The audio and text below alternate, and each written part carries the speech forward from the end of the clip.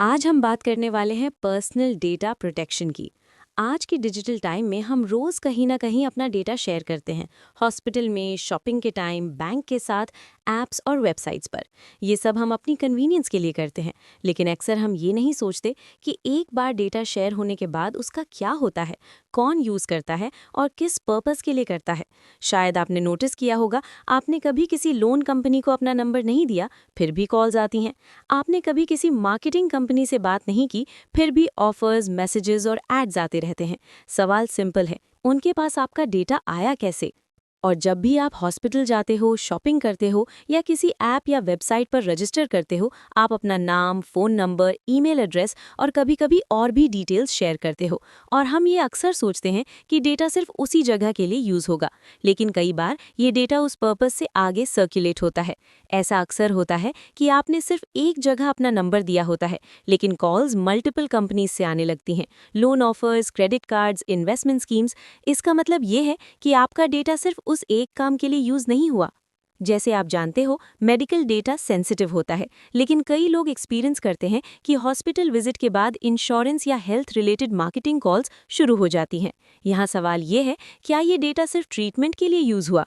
और हमसे सिर्फ शॉपिंग के टाइम बिल के लिए फ़ोन नंबर मांगा जाता है, लेकिन उसके बाद प्रमोशनल मैसेजेस, नोटिफिकेशंस और एड्स आने लगते हैं। और कई बार हम वो चीज़ खरीदने का सोचते भी नहीं थे, जब तक हमें बार बार दिखाया नहीं गया। याद रखिए, आपका फ़ोन नंबर आपकी कन्वीनियंस के लिए होता है, कंपनी की मार्केटिंग के लिए नहीं।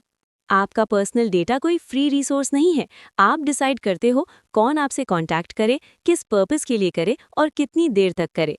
इसी प्रॉब्लम को एड्रेस करने के लिए इंडिया ने एक नया लॉ इंट्रोड्यूस किया है, digital personal data protection act 2023। इस लॉ का ऑब्जेक्टिव सिंपल है, आपका पर्सनल डेटा आपके कंट्रोल में रहे।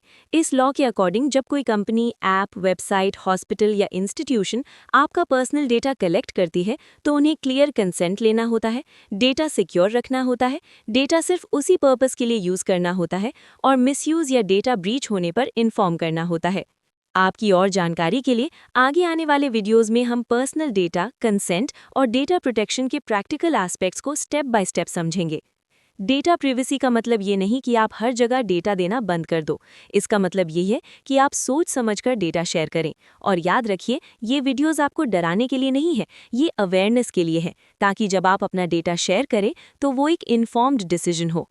और हाँ, ऐसी नॉलेज गेन करने के लिए प्रिवेसी स्टोरीज को सब्सक्राइब करो, क्योंकि ऑनलाइन दुनिया में जानकारी ही असली सुरक्षा है।